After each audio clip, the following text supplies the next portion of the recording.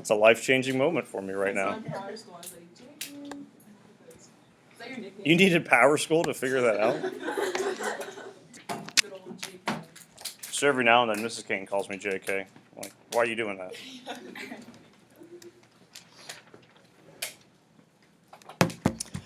David Henry Thoreau is his birth name. Ooh. Johnny, what's your middle name? Edward. So you could be EJ. We're going to call him EJ from now on. It's not the same ring as JK. No. Great cleric. We called him Gary. So, if you call him Gary, it would be like you were talking to Mr. Kane. Ethan, do you know what's memorable about David Henry or Henry David Thoreau?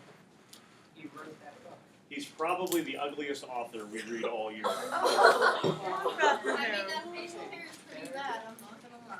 So for bonus points, Ethan, if you want to go with the neck beard, I mean, it's pretty much, It hurts. It hurts. we got you and Johnny as our neck beard options. That's pretty much it in here.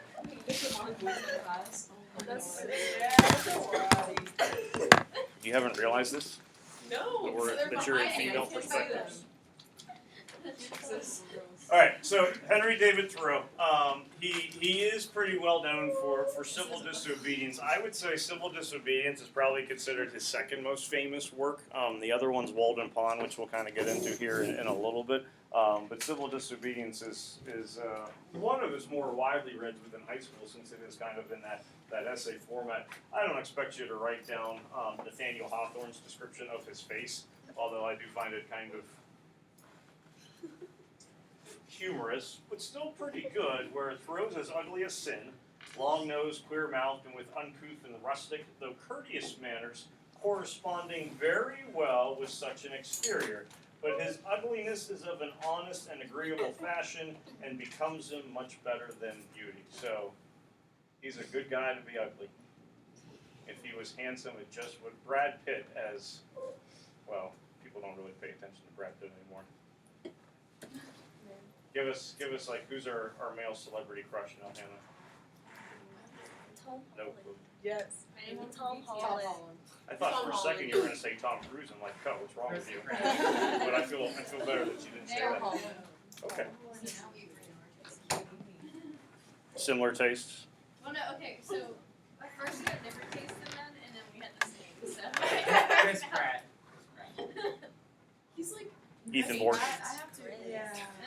No. No, we're back kind of straight away again. Okay. Yeah, my celebrity crush is Yeah, John. just Chris. So Thoreau would kind of be, he's very much in today's world, certainly he's going to get discussed, like within English classes and things like that. When it comes to social protest, he's a person who also gets mentioned quite a bit because he has some direct influence on Gandhi, direct influence with Martin Luther King Jr. But those of you that are going more into the scientific fields, environmentalism, conservatism, those are conservationism, those are things that Thoreau also was really kind of pushing for. So he's one of the first people to kind of take a look at all of those things within U.S. history with his writings and whatnot. Very much an outdoors, rustic kind of person.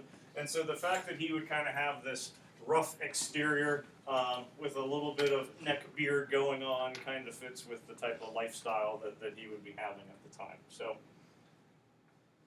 hey, whatever floats your boat. Good looking guy. But he's born 1817, Concord, Massachusetts, New England.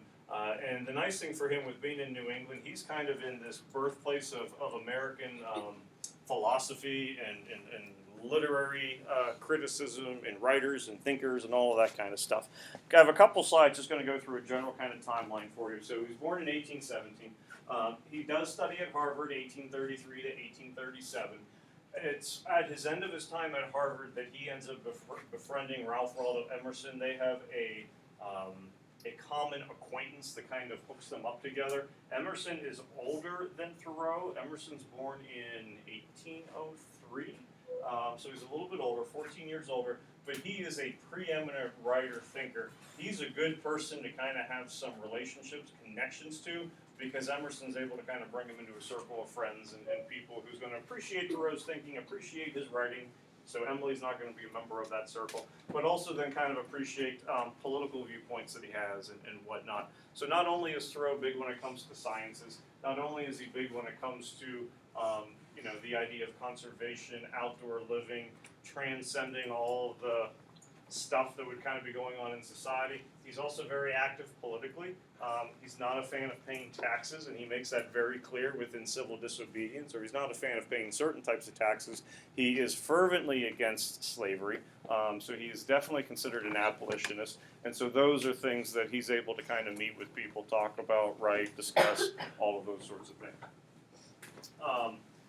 When you graduate from Harvard, anyone have an idea? Yeah, they're right back there. Graduating from college, any idea what the professions would be that are usually available to you in like 1800s? So education would be one of them. Probably a little bit more on the backup plan if need be. But it's pretty much four things. One's going to be could be doctor, so something with medicine, doctor, lawyer. Business, so like it's going to be merchant, and then the last one, kind of like a teacher, but it would be clergy. And so those are pretty much what your main options are going to be. None of those things really appeal to him when he graduates from Harvard, so he decides to go into education. So him and his older brother, John, now he was a good writer, Emily. Right, Johnny? This was the guy who had it all. That's why Thoreau's name's not John. It was already taken within the family. They had that name. Unfortunately, Johnny, do you know what happened to John? He dies. Of what? How? Oh, that's not on the board for you. They're back there. Not a rusty nail. Rusty razor. Infection. So like when you get tetanus shots, you've probably already had them. So when there's floods going on, and say like you have really high water, they'll be worried about the bacteria in the water. If you have an open cut, you can get tetanus from there. So why would he never shave? Because he wants to. I have no idea if that's the reason why, because he shaves later on. But his brother dies of tetanus, literally from a razor cut that he has. So the two of them opened a grammar school in 1838. It ends up closing in 1841 after his brother does die of tetanus. It was a grammar school, so it was, you kind of think of that prototypical one-room schoolhouse that you think of the 1800s, where it'd be like, kindergarten through 8th grade kind of thing. That was their school. Theirs was considered to be a little bit progressive because they were taking a look not only of school, but it was also like job training, so apprenticeships. They were doing things like nature walks as well, going to local businesses and whatnot. So it kind of had a little bit of a progressive approach as opposed to sit here, write your algebra, Greek, Latin, all those kind of wonderful things that would be going on. So by 1841, and again, he's still a young guy at this point, again, born in 1817, the school no longer is going to be opening, so he goes back and works for the family in the Thoreau family pencil factory. What's with these authors and like J.D. Salinger in the ham and cheese business? Do you eat ham and cheese? Yeah. Do you use pencils? Yeah. Okay, so be thankful for these people. Yeah, like ham and cheese business. It's critical. What do you want it to be, like making Ritz crackers instead? Or Nutri-Grain bars, trail mix? 1843, he moves in with the Emerson family. Emerson is married, has a couple kids, and he ends up being the children's tutor. And then, and we'll get into this here in a little bit, 1845 to 1847, he moves to Walden Pond, which is on Emerson's property. He literally moves to a pond and stays there for about 2 years, and we'll talk about that. Like just outside. That is such a writer Out of thing to pond. do. Yeah. Guess what he writes when he's at Walden Pond? Not where it's Walden. That's Ralph Waldo Emerson who writes that one. He writes a book entitled Walden. It's basically a journal about his times and whatnot at Walden Pond. 1849 is when Civil Disobedience gets published. Civil Disobedience would originally be published in pamphlet form, so it would be one of those things kind of like Common Sense with Thomas Paine and whatnot that would be distributed that way. In 1854 is when Walden ultimately gets published from his time at Walden Pond. Morgan, I am not making this up. There's a video game. It's on open platform. It's called Walden. It's basically, oh, blanking out. What's the stupid game where you build stuff? Yeah, Minecraft. Whoa. Yeah, it's stupid. It is your creativity. That is It's my very childhood. stupid. I know. That's Addie's childhood too. Basically, it's Minecraft, but you know, you're outside. Yeah. Which you are outside in Minecraft anyway, so there you go. You're already doing Walden Pond without even knowing it. And then in 1862 is when he dies at age 44. He dies of bronchitis, which basically everyone except his brother John dies of bronchitis. I think about 90% of the population in the 1800s ultimately dies of bronchitis or tuberculosis in some kind of fashion or whatnot. Dying words, I think we already said. A couple of weeks ago, I think I might have mentioned it. He sets it up with right before he dies. Actually, right before he dies, his sister asks him if he's come to peace with God, and his response is, I didn't know we were quarreling. And then right before he dies, now comes good sailing. Dramatic pause. Moose. Indian. Dead. He doesn't say dead. Moose. Indian. So, think about what you want your dying words to be so that you have a better moment than Moose Indian.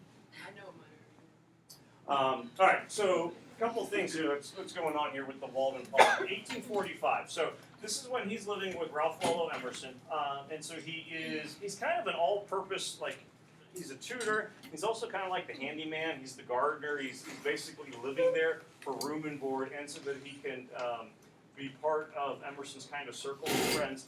In 1845, he decides that he wants to do a 2-year experiment of simple living and leave behind the rigors and structures of society, and he's just going to live in a simple cabin on Emerson's property at Walden Pond. So he is not taking his sleeping bag and his Coleman tent that he gets at Dunham's or Dick's and camping for 2 straight years, but he builds himself a little cabin, which I'll show you a picture of, and basically is just trying to do simple living. So he's kind of the one that starts the tiny house revolution that is now catching on full steam. You want to be a tiny house? No. And look where it got him.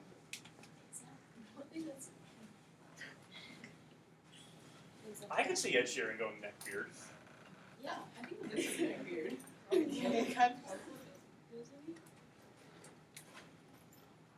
don't know if he had it or not. So this is recreation of his little cabin. If you go to Walden Pond right now, you can go see the Thoreau cabin. Basically, it's about the size of, or maybe even smaller than the shed that would be in my backyard. But it's basically like a 9x9 little living space within it. So it's got its door, it's got its windows, it has a roof. What more do you need? It has a window, so. Yeah. Oh, it's actually kind of cute. It's not that bad. It's not bad. It has a little hearth fireplace. It's hard to see, kind of depending where you're at, but little writing desk, couple chairs, and again, this isn't like the original furniture, but it would be one to kind of recreate what the space would look like. But desk, little table, couple chairs. This over here would be more, looks like a futon kind of thing, but his bed, chest of drawers over there. But that would essentially be it. And so it's not that he is a hermit. He's not going J.D. Salinger here for 2 years where he's not going to talk to anyone. That's his living quarters, but he's still going to go to Emerson's property. He still will go into town from time to time to get things that he needs. So he's not completely closed himself off, but as opposed to living in the fancy homes where you're going to have guests coming over and dinner parties and all that kind of stuff, he's trying to stay away from that. And one of the big reasons, which we'll get into, is his belief with what's considered to be transcendentalism. This is rooted in the thoughts of Immanuel Kant. If you take philosophy in college, which you should take at least one philosophy class, he's probably one of those people that you read about. If you decide to major in philosophy, you can have deep thoughts about being unemployed post-college. So that's up to you if you want to go that far with it. But with transcendentalism, the idea is that the human soul transcends the body, transcends society, transcends even like formal religion and whatnot, and becomes more at one with itself, more with peace of itself within nature. So the idea, he's going all in, where if he's going to believe in transcendentalism and that the soul finds peace within the natural world, within nature, then the best way to do that is to live outside in nature. So when you did your Girl Scout or Cub Scout little camp outs and all that kind of stuff, you were a little transcendentalist in training. And then mom and dad had enough of it, and that was that. You look perplexed. I am. I'm just trying to like read what that means. Like the second bullet, it just. Well, yeah. So we'll kind of get into this, what we mean with it. Number one, it's kind of rooted in the thoughts of Kant. And I'm not worried about going into a whole bunch of detail about what Kant's beliefs are and whatnot. It's not that anyone actually kind of creates it. Keep in mind where he lives is in New England. New England is the hotbed of like American thought because it's still the most populated part of the country at this point. Also in New England is where you have most of the colleges, universities, and things like that. So if you take a look at a list of colleges, universities within the U.S., I bet the highest percentage region-wise is still probably in New England. There's a ton of them. So you have your Harvards and your Yales and all that kind of stuff, but you still have a lot of small, private, liberal art schools that would be going on. This idea of transcendentalism gets embraced by these New England writers and thinkers, and it's an alternative to John Locke's idea of sensationalism. So with sensationalism, the body is essentially an empty vessel. And I think with world history, some of you might have taken a look at some stuff with John Locke before. I don't know if that's still the case or not. But Locke's idea is the body is an empty vessel. And so the body, the soul, the mind, all of those things really get shaped through your experiences with the outside world. So it could be peers, it could be friends, it could be family, it could be education. It certainly could be cultural values that might be pervasive in where you live. Certainly religion would be a big part of it. But you need to experience or you need to sense all these things in order for your soul, your body, your being to find happiness. Transcendentalists kind of do the opposite of this, where no, I don't need all these outside influences to figure out who I am. I need to get away and strip away all of those outside influences to truly find out who I am. So instead of other people determining your happiness, you yourself, by yourself, should determine your own happiness as you're building your own little Minecraft hut with torches and creating animals and all those things. Make sense? Yes. I'm mad. You disrespected my confidence. I do it all the time at home, so. Although Abby's kind of started to wean away from it, so that's nice. Oh, I had another thing to say and just completely went away. Thanks for ruining my thought. Maybe it'll come back. And with this, going to get mentioned here anyway. So transcendentalists want to find peace from the inner spiritual, mental essence of the human, not these outside religious, not outside religions or beliefs. Now, a little bit of irony is they're getting influenced by this through a little bit of outside religious beliefs. The trendy religion / philosophy / way of life that the Western world is becoming more familiar with in the late 1800s is Hinduism and Buddhism. So there's a lot of Indian thought coming across, more Buddhist than anything else. So as they are reading these texts, getting access to these texts, and life cycles and karma and things of that nature, that's kind of starting to influence a little bit of their beliefs. But the idea that peace and satisfaction is going to come from within the person, you don't need someone else to tell you that you are a sinner or that you have been forgiven by a higher power or anything like that, or property, money, those kinds of circumstances. Those outside forces aren't going to help the person, but they're going to corrupt the person, so we're going to transcend all of that stuff. So religion is something, but a big part that he's certainly going to put some emphasis on within civil disobedience is this idea of politics. And political thought, government intervention, government control would certainly be things that he would not be a fan of. If you were to put Henry David Thoreau in 2019, he would want government to be less active in everyday life. So social welfare programs and things of that nature, he's not going to want to have government control involved with those things. And certainly taxes end up being a main thing that he gets concerned about as to who can give taxes and who does not give taxes.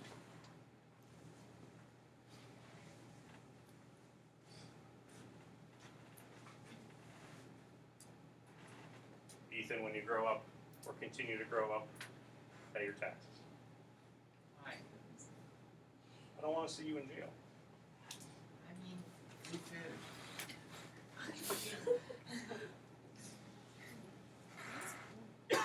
food. Well, let me know how that goes. While at Walden, when he comes in 1846 to get some supplies in town, he gets arrested by the local tax collector. He does mention the food's not all that bad. They have hot cocoa and that kind of stuff for him in jail.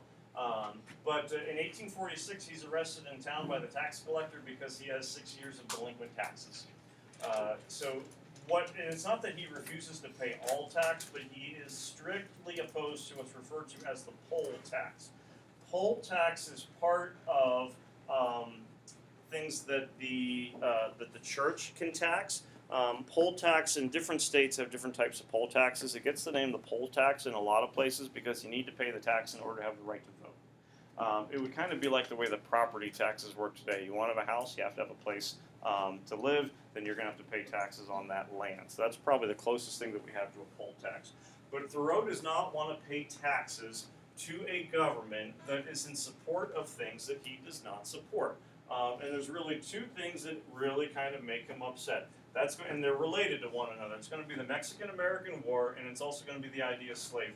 So he's refusing to pay taxes due to his opposition of the Mexican-American War, which he sees as being an extension of slavery. He does not want to pay Massachusetts any money for it. Now, a lot of folks would go, well, Massachusetts isn't the one that's, going into Texas with the Mexican-American War, nor is Massachusetts a slave state, since it's in the north. Anyone want to take a guess as to what Massachusetts' main type of manufacturing is for their economy? They manufacture goods. It's textiles, so like clothing and things like that. So to make those things, what do you need a whole bunch of? Slaves. Well, no, with the word that you said before. To do textiles, to do fabrics, to do clothing, you need a lot of cotton. And where are they going to be getting that cotton? From the southern states. So South Carolina, North Carolina, Georgia, and those places are certainly still slave states at the time because this is pre-Civil War. So the fact that they would be doing any kind of trade and commerce with those other states that are slave states, he views that as it's going to be supporting slavery.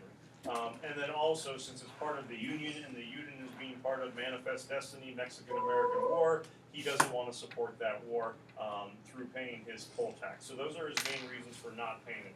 He spends the night in jail. He ends up getting freed the next morning. No one knows entirely why. The assumption is his aunt comes in and pays his tax bill. But halfway through Civil Disobedience in the second part, he'll talk about his experience in jail, and he's writing about what was happening to him in 1846 when he was in prison for not paying those taxes. Civil Disobedience itself gets written in 1849, so this is 3 years later. It's essentially motivated to write it based on the night that he does spend in jail in 1846. And he's also motivated in part with his disgust with slavery, Mexican-American War, as I said before, and the taxing in general. Already made reference to these two lines: that government is best which governs least, or that government is best which governs not at all. It's that last statement that kind of gets him in a little bit of trouble with some people, because if you take that literally, what is he promoting? That government is best which governs not at all. And it's not even simply like just going socialism or whatnot. Anarchy. Okay? So he is considered, like, I bet if you were to look him up on Wikipedia, they probably, like, political affiliation, anarchist would maybe be something that would be listed there. I wouldn't say that he is looking to completely overthrow a government. He's not saying get your pitchforks and your machetes and your shotguns and go storm the Capitol or things like that. But you can partake in civil disobedience by not doing some of that civic duty, which would include the paying of taxes. You're certainly not responsible for writing these things down, but I got 2 pages here with something from King and something from Gandhi. So deeply moved that I reread the work Civil Disobedience several times as Martin Luther King. No other person has been more eloquent and passionate in getting this idea across than Henry David Thoreau. As a result of his writings and personal witness, we are the heirs of a legacy of creative protest. And then the last one with Gandhi. his ideas influenced me greatly. I adopted some of them and recommended the study of Thoreau to all my friends who are helping me in the cause of Indian independence. There is no doubt that Thoreau's ideas greatly influenced my movement in India. Emily's reaction of, yeah, I'm not a fan of this, is not, unusual or atypical. But I trust King, trust Gandhi, maybe more than Emily. Depends what she gets on those PSATs tomorrow. We'll find out, we'll see. So there's certainly some value, some merit going on. Some things to watch out for. He gets repetitive. I mean, he'll keep harping on the same points. And part of that, I think, is to make sure you know exactly where he stands. But I think that's why you do want to break it up into small doses if you haven't started reading it, because it is certainly a lot to take in. If you try to do it within one night, it is doable, but it's something that can be a little aggravating at times. So you can bring in notes on Friday. We'll do quiz on Friday. Ka will be breathing normally, maybe by Friday. We'll do quiz, and then we'll get you going into Martin Luther King and all that kind of stuff as well. Here you have math. 17. Oh, you're in the front. Yeah, Okay. I'm in the front. I'll try to stop down again. Yeah. So I'll get a copy.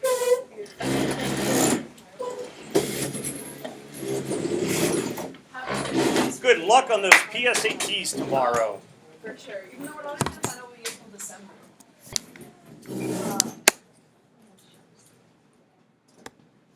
Have a good one. You too.